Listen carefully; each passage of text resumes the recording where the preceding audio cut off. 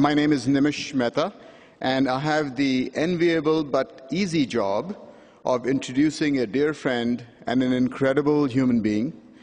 The job is easy because this conference celebrates entrepreneurship, and we have with us a man who does it better than most. To start, here is a quote from Romesh Wadhwani. As I think about entrepreneurship, I have concluded that there is no higher calling, creative calling, than being an entrepreneur. More than being a painter, more than being a sculptor, more than being a dancer, more than being a singer. And the reason is because entrepreneurs get to create on a very large canvas. Indeed, Romesh Wadhwani paints on very large canvases. But what sets him apart from most other entrepreneurs is that he creates his own canvases. In effect, he marches to his own drum. The one thing you won't find Romesh doing is chasing fads. For those of you that remember the 2000 era when you had the bubble crash, you won't find Romesh doing, participating in those sorts of bubbles. His businesses all create money, create profit, they create value for employees, for shareholders, and of course for customers. Romesh arrived in this country armed with a BTech in EE from IIT Bombay. He went on to earn his MS and PhD in EE from Carnegie Mellon. My wife and I met Romesh when he and his wife Kathy moved to the Bay Area to start a company called Aspect Development. Romesh founded that company and bootstrapped it to several $100 million revenue. The company was extremely profitable. Eventually, Romesh sold that company to i2 for $10 billion, making it one of the largest mergers in enterprise software history.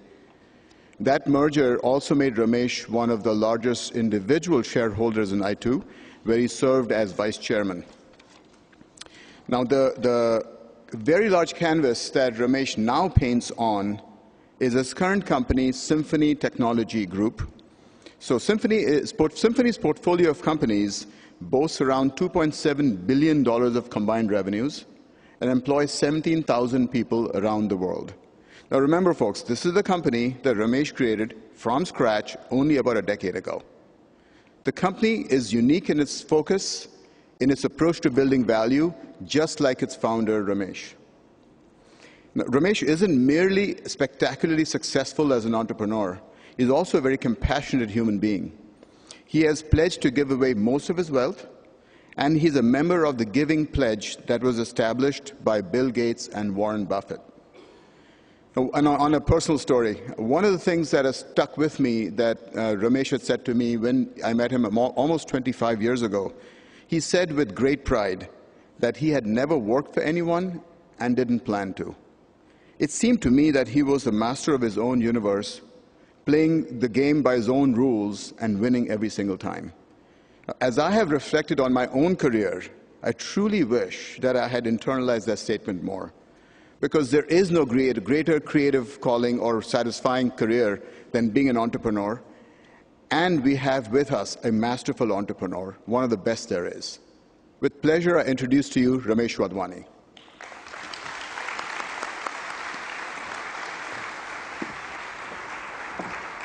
Thanks. It's really going to be tough to live up to that advanced billing. This is such a great event, TiECON, and I'm absolutely delighted to be here and participate in it with you. And I really want to start with a confession. We have 14 companies in Symphony Technology Group, and not a single one of them is like WhatsApp. So none of them is worth $19 billion and only has 60 employees. And regrettably, when I was starting Symphony Technology Group 11 years ago, I made the mistake of asking our CEOs to build real companies with real business models, real revenue, real profits. And I'm still waiting for Facebook to call. So probably not going to happen.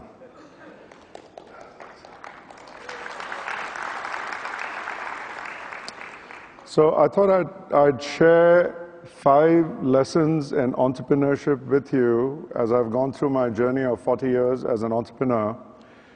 And the first of these is that entrepreneurship is all about creativity. Entrepreneurs love to create, whether it's products or whether it's business models or companies. And that combination of creativity in finding an opportunity, passion in pursuing it, and tenacity in being able to stick with it even as you go through the ups and downs of business is what distinguishes an entrepreneur. And if you have those qualities in you, as I'm sure most of you do, you're all either entrepreneurs already or destined to be entrepreneurs, because these are the three main qualities. Now, my own experience with entrepreneurship actually began at IIT Bombay. I was in Hostel 2, and we'd come back from class 4 o'clock, 5 o'clock every evening.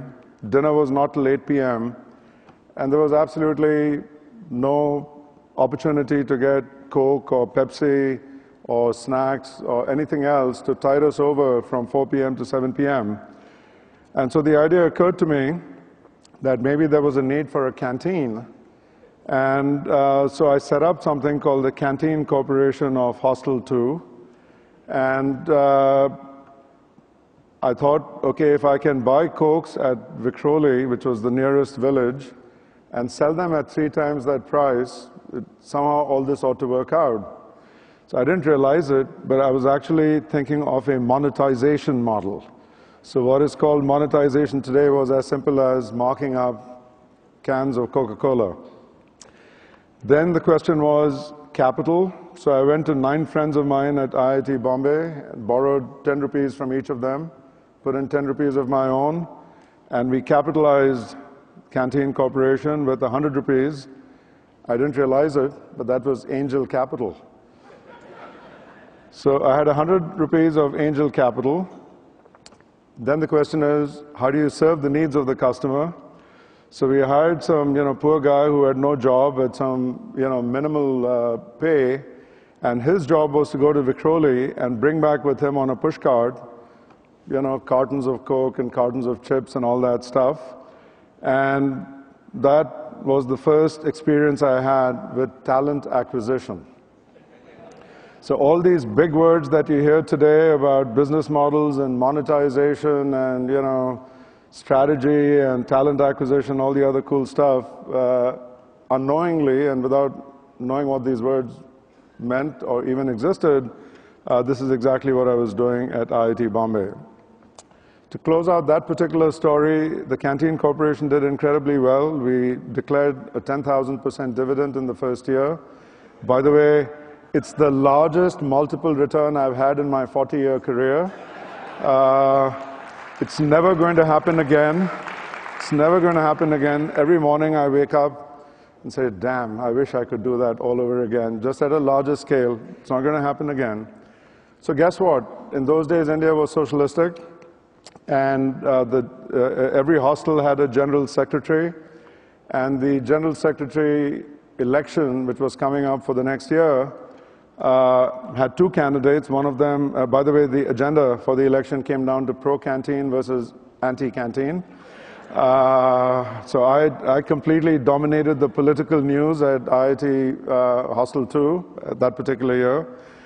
And the anti-canteen guy won on the platform, one point on the platform, that he was going to nationalize the canteen. So he actually won. He nationalized the canteen. Needless to say, service went to hell. Cokes were never there when you needed them. Chips were stale. The guy who used to do all the work disappeared. All kinds of bad stuff happened. Canteen was shut down, and the general secretary was impeached and taken out of office. So right there in a nutshell, going back a long time ago, you have the story of US politics and Indian politics all merged together. So the second lesson I've learned about entrepreneurship is that it's about learning from failure. My belief has always been that inside every failure are the seeds of a future success, so long as you persevere. If you don't persevere, you get nothing, but if you do, there may be something even in a failure. And my brush with failure came with my second company, which I started in Pittsburgh, called American Robot.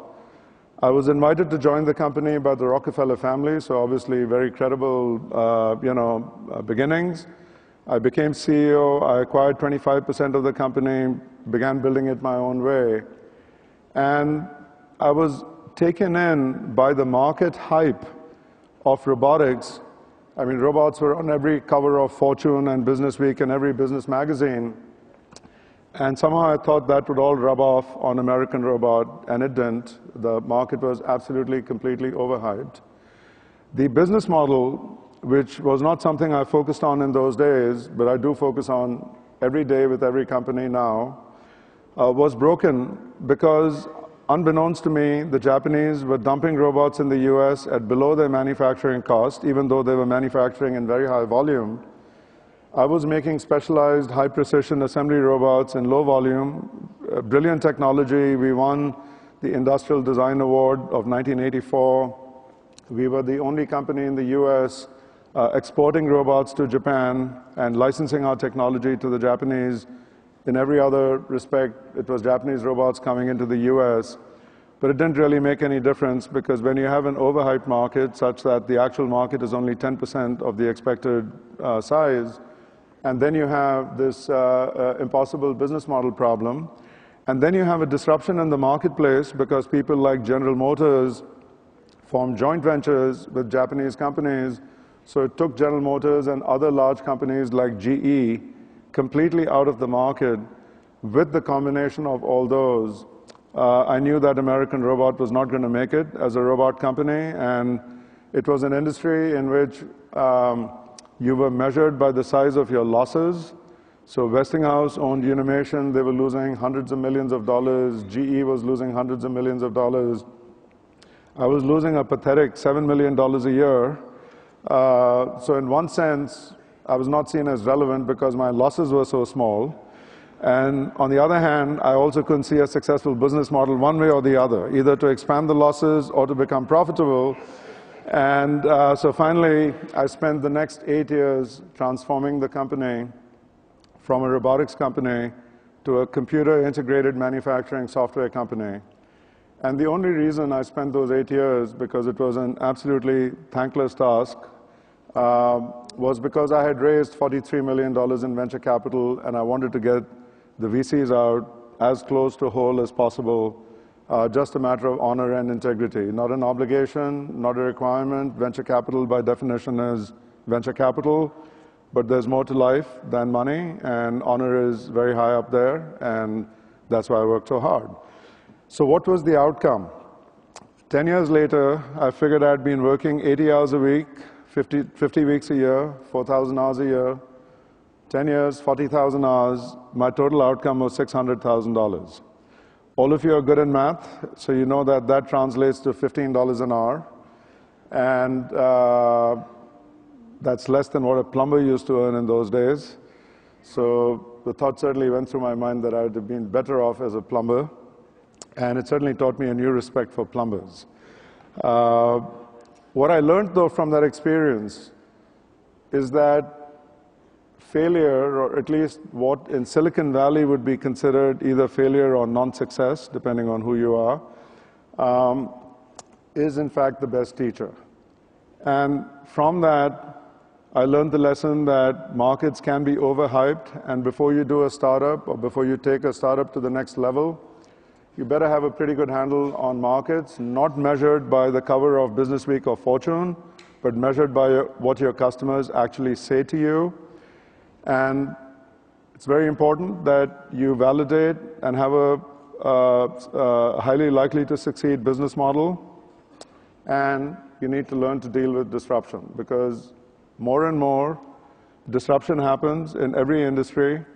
And the ability to deal with it, rise above it, leapfrog it, these are all critical success factors in being an entrepreneur. So I thought I had learned from failure, and it was time to move on and do the next thing. And I was still living in Pittsburgh in those days.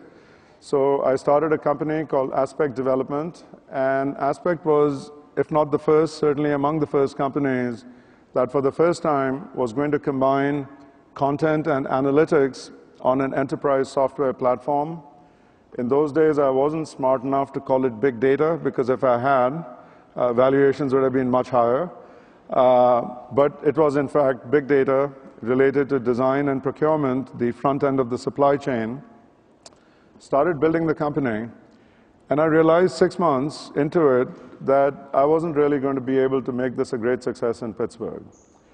And it was a moment of personal reflection for me in terms of what I wanted to do next. I was on 6 boards of directors in Pittsburgh, recognized as sort of a leading entrepreneur. And one day I looked in the mirror and I concluded that, I was the entrepreneur sitting on top of a molehill, not a mountain. And the mountains to climb were really right here in Silicon Valley. And I also felt that the next phase of the journey as an entrepreneur was about renewal. And I thought the only way one could renew myself, was actually to move out here, resign from all 6 boards, and essentially start life all over again, even though, of course, I was now, much older than I was when I first became an entrepreneur. So that's exactly what I did.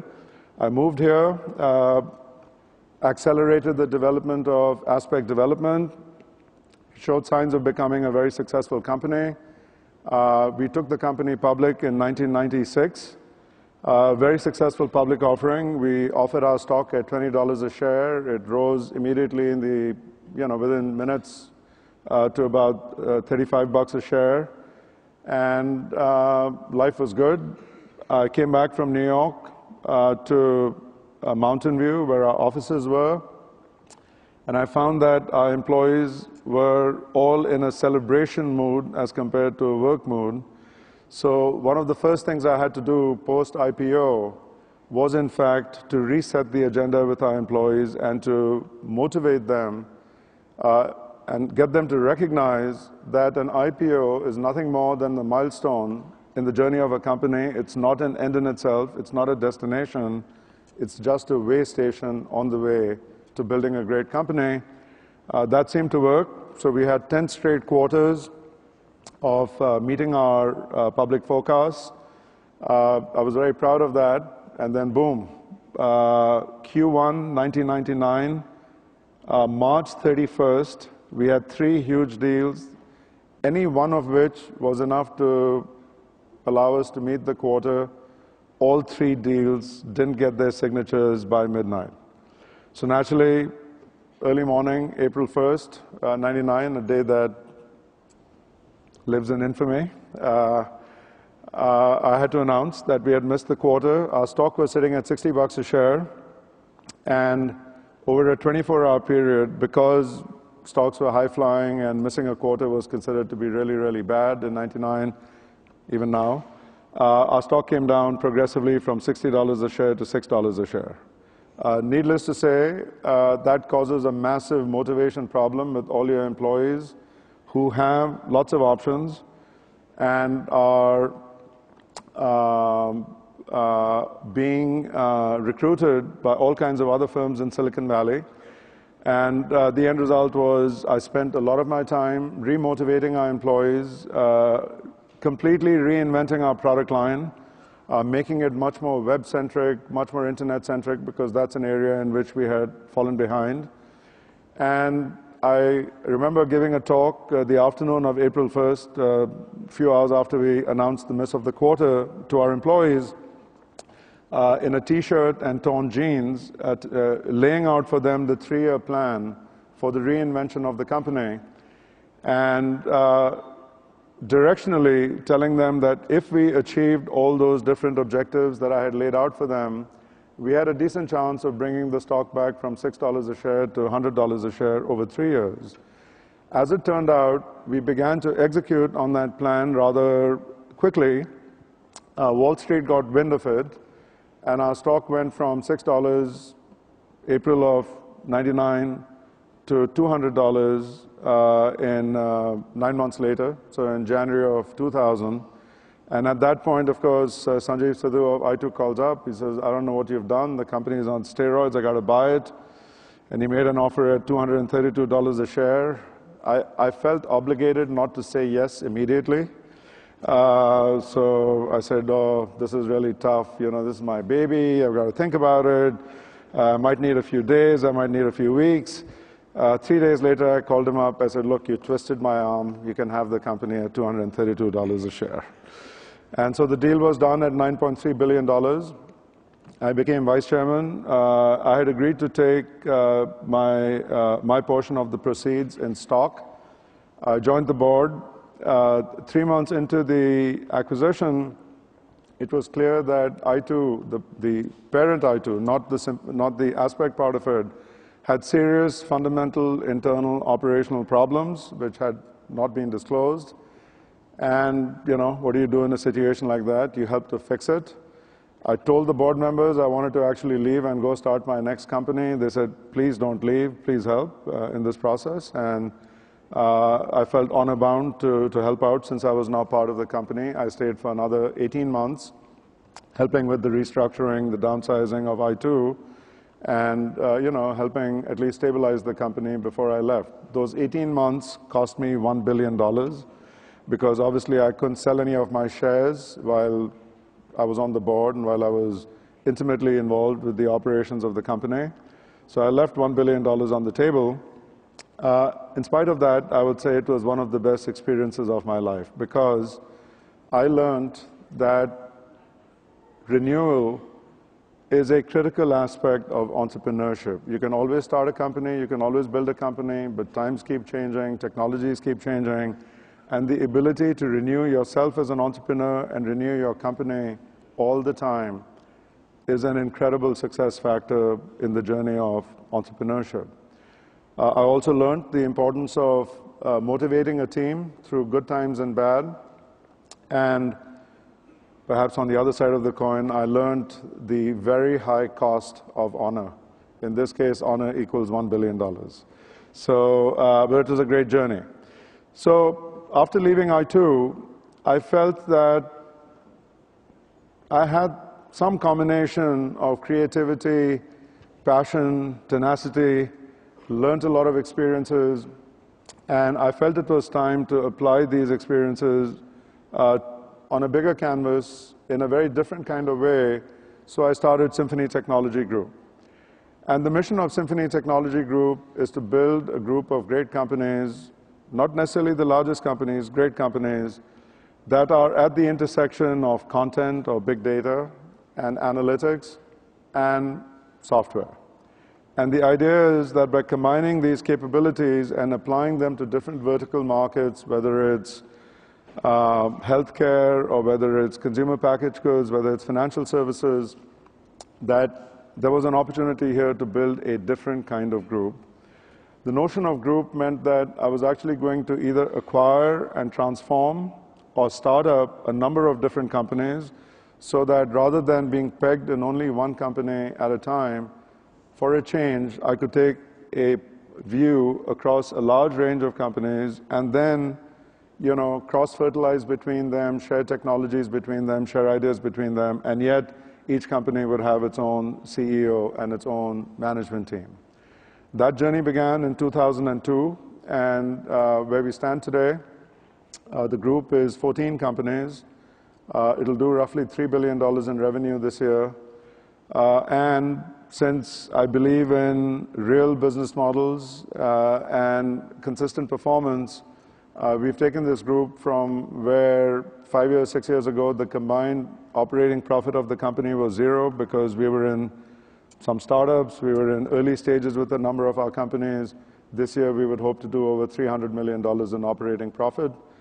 Clearly not worth $19 billion to Facebook, but for me, it means everything because it means each of the companies that we have in the portfolio is a real company with a real business model, with real revenue, and with real profitability, and is sustainable and will be here many years from now as compared to many other companies that will not be here many years from now. In this journey, obviously, the mission is building great companies, so that begs the question, what is a great company? And I remembered a dinner that I'd had with a guy called Jim Collins. Jim Collins is a very famous author. He wrote a book called Good to Great, 400 pages. And this dinner was about 3 hours long. He spent the first 2 hours and 45 minutes telling me about his definition of good to great. And, there were some interesting ideas there, but I thought a lot of fuzzy thinking. And then he asked me, what do you think is a great company? And I told him, I said, look, I don't have 400 pages worth of material. I just have 4 bullets. And you can put those 4 bullets on half of a PowerPoint slide, and here they are. The first is that you continuously increase the value that you deliver to your customers. There has to be this process of continuous improvement against the goal of improving the value you deliver to customers. The second is the ability to acquire and retain the best talent in your industry or your particular sector. The third is the ability to grow organically through innovation.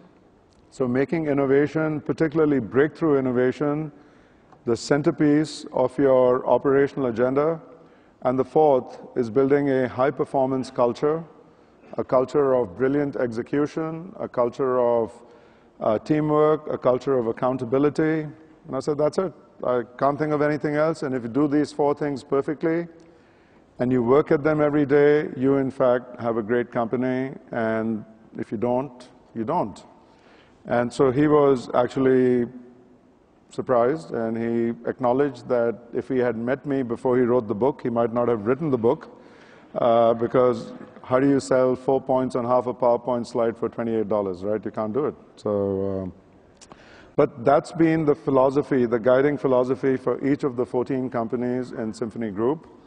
Have we achieved greatness in any of the companies? Heck no. To me, that is a journey. Every time we get close on any one of those 4 dimensions, there's this tendency in me to sort of move the bar, sort of change where the goalposts are. And so the end result is none of our companies is, by that definition, great. But I will tell you this, all of our companies are better than good.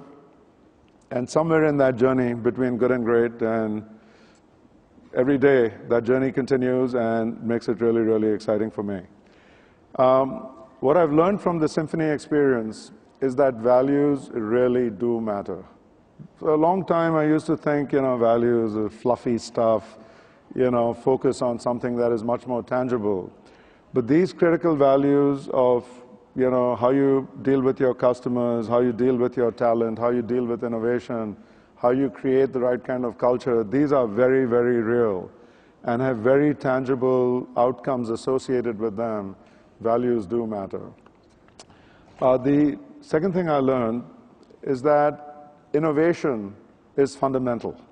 When I look back at Symphony Technology Group over 11 years, I now have the ability to see what the different drivers of value creation have been in our portfolio. And, while Symphony is both a holding company and a private equity firm, if we were just a traditional private equity firm, for every dollar we invested, we would have an outcome of maybe $2, because that's the typical performance of a high-performing private equity firms. There are many private equity firms that don't achieve that particular standard.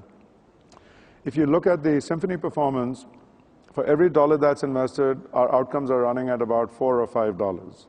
So we are among the top few % of private equity firms in the US. But we are small. That's one of the reasons that we're able to do better. But in particular, virtually no other private equity firm focuses on innovation, and we do, and I do every day. And that has made the difference between a 2x outcome versus a 4x outcome or a 5x outcome. It's all about innovation. So try and keep that in your thinking as you are entrepreneurs and as you build your own companies. So you do all this cool stuff, you learn that creativity is important, you learn that, there are lessons in failure, you learn that renewal is really critical in being an entrepreneur, you learn that building great companies is an important part of the journey. This is not just about finding exits. My philosophy has always been that if you build a great company, great outcomes will just happen. Great financial rewards will just happen as a byproduct, but you should not be waking up every morning saying, I'm building my company so I can have an exit to Facebook tomorrow morning. You should be building your company to make it a great company, and then the rewards will come, whether with Facebook or with anyone else. But then when you've done all that, how do you celebrate success? And you can celebrate success as an entrepreneur in a variety of different ways, right? Depending on the scale of success that you've achieved, you can buy a bigger home, you can buy 6 Teslas in 6 different colors, you can do all kinds of, travel, you can travel to Europe, you can sign up to travel to Mars with Elon Musk. If you achieve a high level of success, you can buy a private yacht, you can buy a private plane. At some stage, you really can't spend any more. And that begs the question that we as entrepreneurs, we have the passion, we have the creativity, we have the tenacity. Isn't there some better way in which we can celebrate success?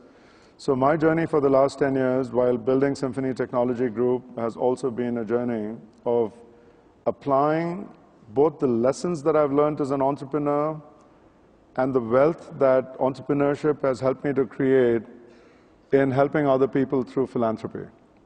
Now, just to put some numbers on the table, and most of you are Indian Americans in this audience, in the US, every year, over $300 billion is contributed to philanthropy, 300 billion, in a country of slightly over 300 million people. In India, a country with 4 times as many people, 1.2 billion people, we contribute $5 billion to philanthropy. If that is not absolutely pathetic, if that's not the most negative statement one can make about the successful industrialists and high net worth individuals in India, I don't know what is. So my basic philosophy has been that the best way to celebrate success is to apply the wealth that you create as an entrepreneur and all the other qualities and attributes that make you a successful entrepreneur, apply them to philanthropy. You can apply them in healthcare, you can apply them in education, you can apply them in infrastructure, you can apply them in relief works, you can apply them in jobs creation, but apply them. In my case, I started the Wadhwani Foundation 10 years ago, and our focus is on jobs creation and economic acceleration in the developing countries, starting with India. We built a large entrepreneurship program in India called the National Entrepreneurship Network, which over the last 10 years has introduced entrepreneurship programs in 500 colleges and universities.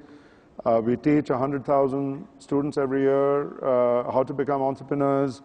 We have a mentor network of 5,000 mentors who coach these 100,000 students. We've created an education program to teach faculty members to become faculty members in entrepreneurship. We've created a website, a destination website for entrepreneurs to continue to grow their skills. And so far, 2,000 companies have gotten formed as a result of the work of the National Entrepreneurship Network. But what's more important is it's taken 10 years to get this far. The rate of formation of new companies by alumni of the National Entrepreneurship Network is now 2,000 per year, and it's doubling every year. So, if things go well over the next 10 years, perhaps we'll be able to look back and say 20 or 25,000 companies got started. Each one has an average of 5.6 jobs. By then, it'll be 10 jobs. Each job has an indirect, every direct job has an indirect effect on another 5 or 7 jobs. So when you take those numbers together, it's at least some level of meaningful impact, even in a country as complicated, as diverse, as vast as India. Another important initiative that we have is around skills development. So we are helping to skill nurses, nurses' aides, sales clerks, not because these were the easiest things to do, but because this is where the largest number of jobs is. And our mission over the next 5 to 7 years is to skill 5 million people and then try and place all or most of them in jobs. And if we do that, again, there would be some kind of meaningful impact in the scale of India. So to close, it's a great journey being an entrepreneur. And I speak with some experience, having done this for 40 years. I've tried to share with you these different lessons of entrepreneurship. I haven't given you the average stuff that you hear from most VCs about what it takes to be an entrepreneur. I mean, these are lessons in terms of the entrepreneurial journey from startup all the way to building a great company. But the single most important message I want to leave with you is this. that the reason each of you is here in this room is because you, in fact, have the creativity and passion and tenacity that are the hallmarks of the entrepreneur. Whether you're actually an entrepreneur today or whether you will be an entrepreneur tomorrow, you have these qualities. That's why you're in the room today. I would challenge you, I would ask you to join me in this journey of celebrating your success through philanthropy, not just applying your wealth, but applying your knowledge, your talent, and particularly your creativity and your passion in helping do good for thousands, maybe even tens of thousands of other people. You have it in you, let's go do it. Chalo. So, thank you.